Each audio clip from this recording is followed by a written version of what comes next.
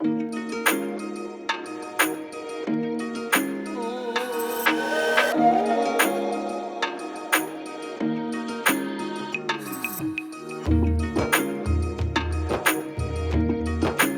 दरख्तों से खुशबू छीन लेते हैं, जादूगर के हाथों से जादू छीन लेते हैं, और कोई भला उसे क्या कत्ल करे, वो तो कातिलों के हाथों से खंजर छीन लेते हैं।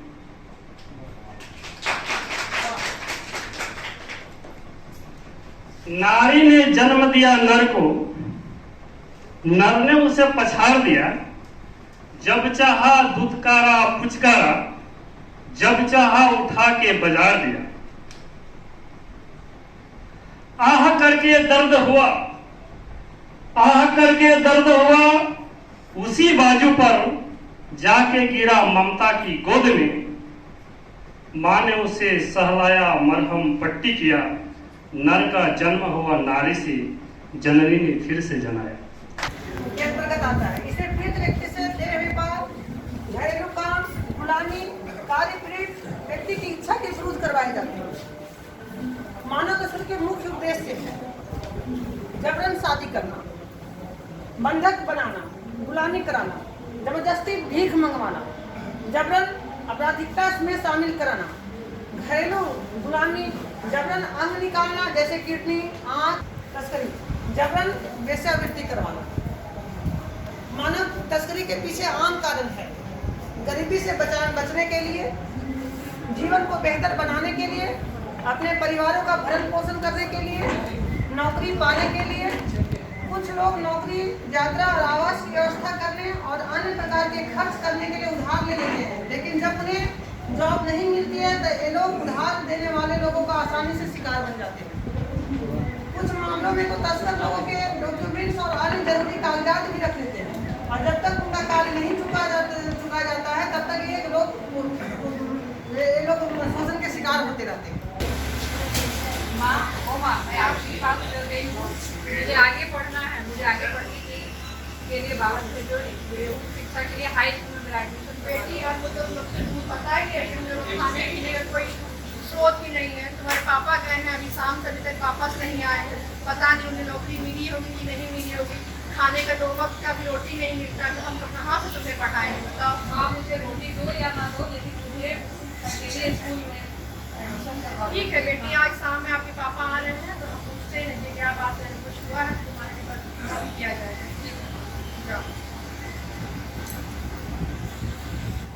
कहाँ गई जी, सुनते हो? हाँ बोलिए, आ गए आप? हाँ, आज काम मिला आपको? नहीं, काम तो नहीं मिला, बहुत परेशान रहे। हर काम से जहाँ मैं जो करता था वहाँ से भी निकाला गया और कोई उपाय नहीं दिख रहा है। बताइए ऐसे कैसे चलेगा? हम लोग 2 दिन से भूखे हैं, चूल्हा नहीं घर आ रहा। क्या करें, कहीं और देखते हैं। बेटी 2 दिन उसकी छुट्टी भी है, उसे थोड़ा सा आटा लाए हैं, उसके लिए रोटी बना दो। सुनिए जी, आपकी बेटी को खाना की भूख नहीं है, पढ़ाई की भूख है और पढ़ना चाहती है आगे। कैसे करोगी? कोई उपाय नहीं दिख रहा है। हाँ तो 2 समय का रोटी नहीं कर पा रहा, तो खाना कहाँ, मतलब पढ़ाई कहाँ से करवा? देखता हूँ, मैं कोशिश करके। हेलो हेलो, हाँ हाँ हाँ, सब बढ़िया, सब कुछ बढ़िया। अरे यार, उसी के लिए पीछे तो पड़े हुए हैं। अच्छा, बहुत ही अच्छा माल है, बस तुम पैसे तैयार रखो, माल तुमको समय पर मिल जाएगा। बहुत अच्छा माल है, हाँ हाँ, अच्छा माल है। बस जैसा हम बोल रहे हैं वैसे ही पैसा तुमको तैयार रखो। ठीक ठीक ठीक है, ठीक रखो, ठीक। रामू, ओ रामू, क्या बात है भाई साहब, क्यों बोल रहे हैं? भाभी, रामू कहाँ है? पड़ोस में गए हुए हैं। क्या बात है, बोलिए। अच्छा, थोड़ा मुझसे काम है, बहुत जरूरी काम है, थोड़ा इधर अभी मिलेगा? हाँ,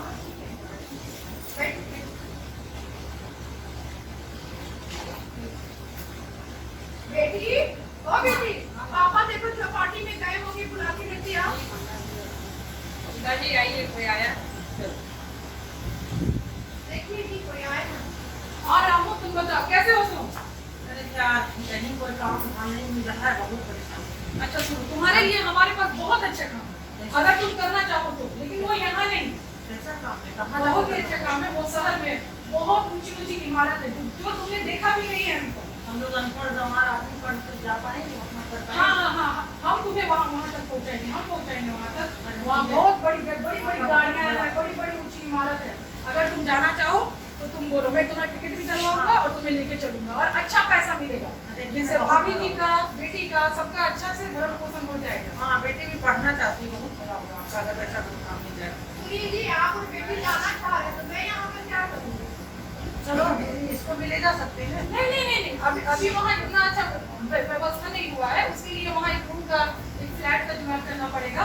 तो एक काम कीजिए, अभी आप और आपकी बच्ची जाएंगे, भाभी जी आप 5-6 महीने के बाद आपको यहाँ से लेके जाऊंगा। तब तक मैं आपके लिए अच्छे से पैसे और भी जो जरूरत के सामान है वहाँ से भिजवाते रहूँगा। ठीक है, चल ठीक से रहना।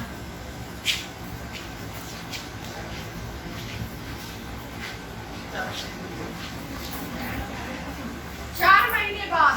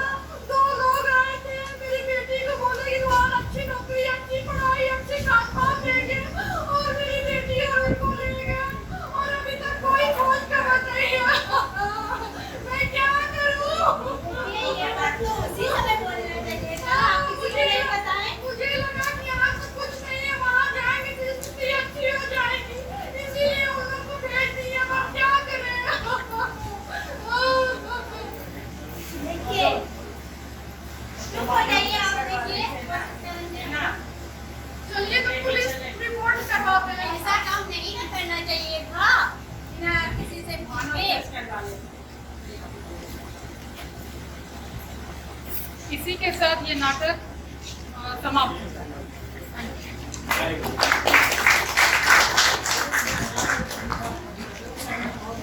ये पता चलता है जब अनजान लोग आए और हमें पैसे की रोक देकर के कहीं लेकर के जाना चाहे तो हमें नहीं जाना चाहिए जब तक कि हमें उनके बारे में पूरा जानकारी न हो।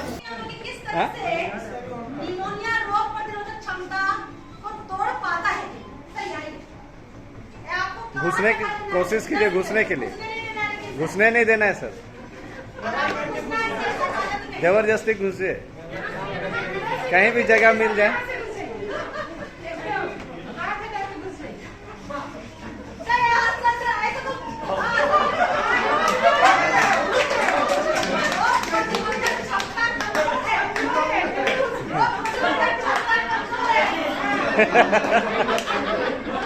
आप लोग भेजने नहीं दीजिएगा।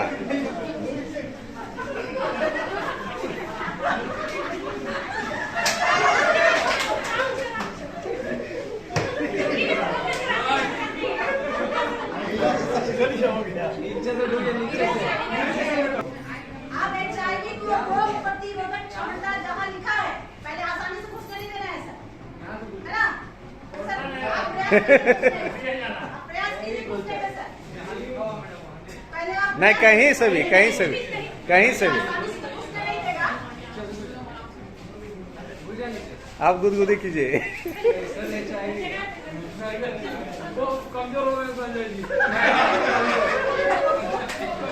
घुसिए, किसी तरह जगह दे दीजिए, जगह दे दीजिए, जगह दे दीजिए घुसने के लिए। इनको बाहर निकालिए, प्रतिरोधक क्षमता एक कस के बाहर निकालिए, खींचिए। आप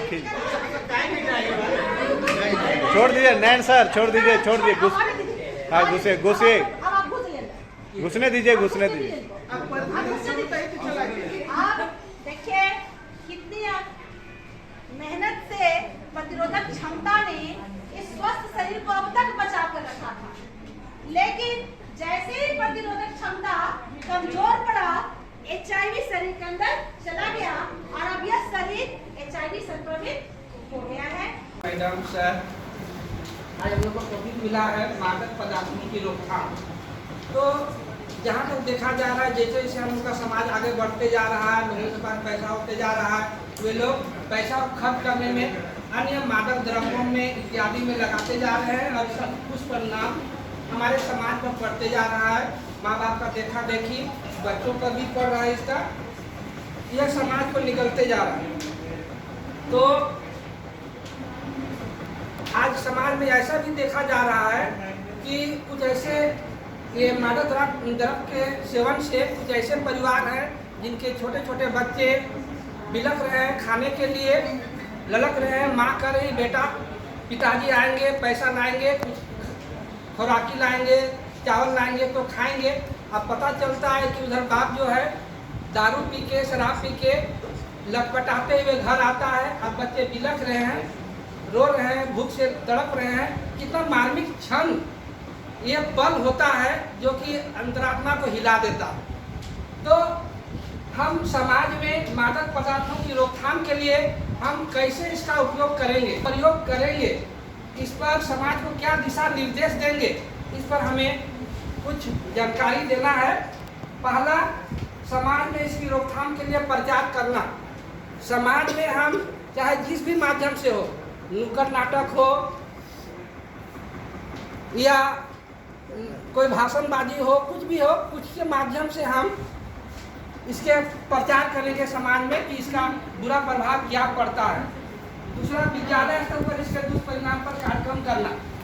विद्यालय स्तर पर हम लोग बहुत कुछ कर सकते हैं, क्योंकि बच्चे ही समाज को बताते हैं, परिवार को बताते हैं कि इसका परिणाम, दुष्परिणाम क्या होता है, अच्छा परिणाम क्या होता है। बच्चे हमारे बहुत बड़ा एक तरह से संदेश वाहक होते हैं।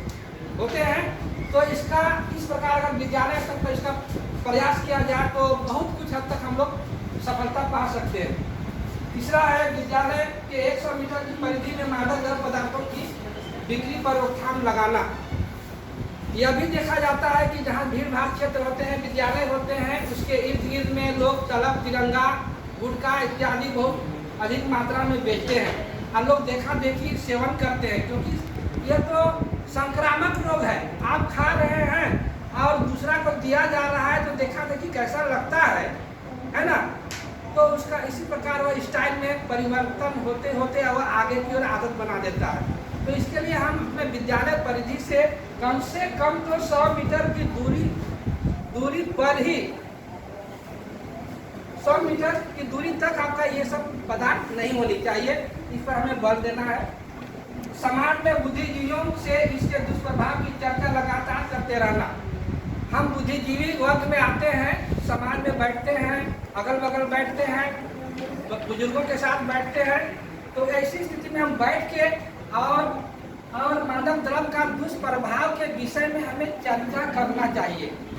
तंबाकू दिवस पर विद्यालय में नुक्कड़ नाटक और इससे संबंधित अन्य गतिविधि करना। हम मनोरंजन के साधन के साथ साथ ऐसी गतिविधि हम विद्यालय में करें जिसका शिक्षा से जुड़ा हो और इसका प्रभाव बच्चों पर पड़े, समाज पर पड़े।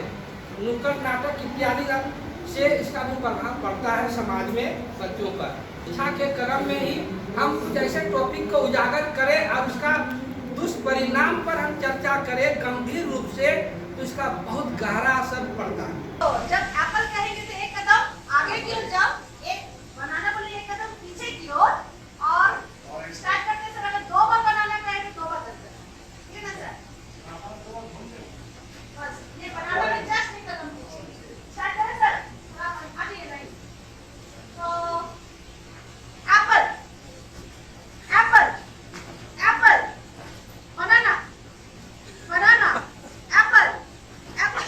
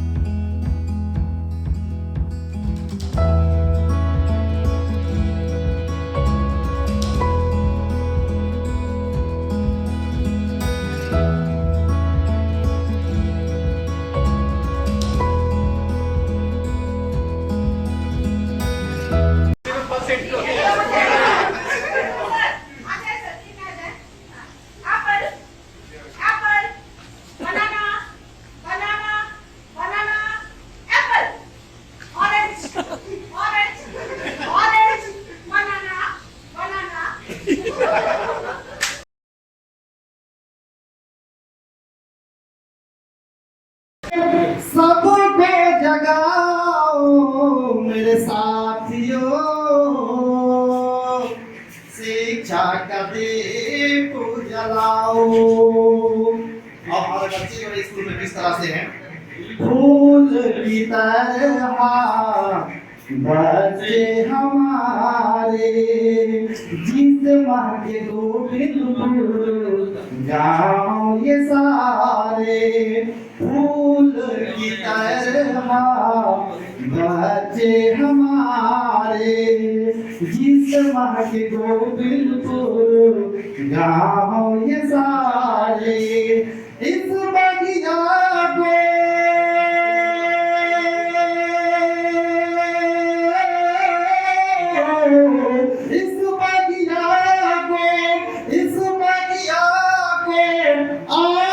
सजाओ मेरे साथियों, शिक्षा का दीप जलाओ मेरे साथियों, शिक्षा का दीप जलाओ। खुद जागो, खुद जागो, सबको जगाओ मेरे साथियों,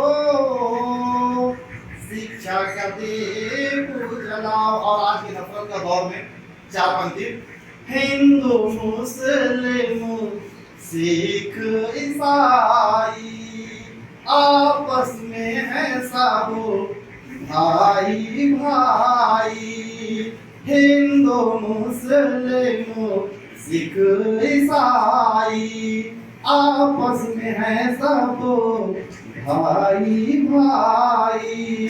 प्रेम की बातिया, प्रेम की बातिया और सबको बताओ मेरे साथियों, शिक्षा का दीप जलाओ। और मैं बैठे बैठे कोशिश कर रहा था, देखता हूँ हम लोग ले रहे हैं सब 5 दिवसीय प्रशिक्षण, हम लोग ले रहे हैं सब 5 दिवसीय प्रशिक्षण। स्कूल में समझाना है बच्चों को कारण लक्षण, गाना होगा कि बच्चे की प्रवृत्ति का है। स्कूल में समझना है बच्चों को कारण लक्षण, भूख गरीबी अशिक्षा और हिंसा को, भूख गरीबी अशिक्षा और हिंसा को सब मिलकर मिटाओ मेरे साथियों,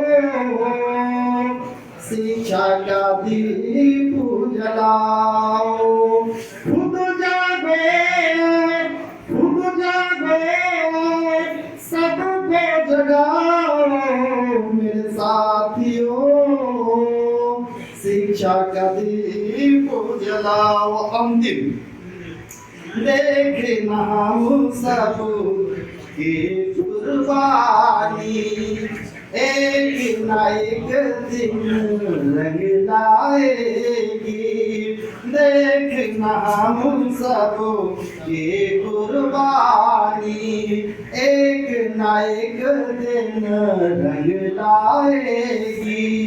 आओ मिलकर, आओ मिलकर सब जोर लगाओ मेरे साथियों, शिक्षा का दीप जलाओ। खुद जागो, खुद जागो, सबको जगाओ मेरे साथियों, शिक्षा का दीप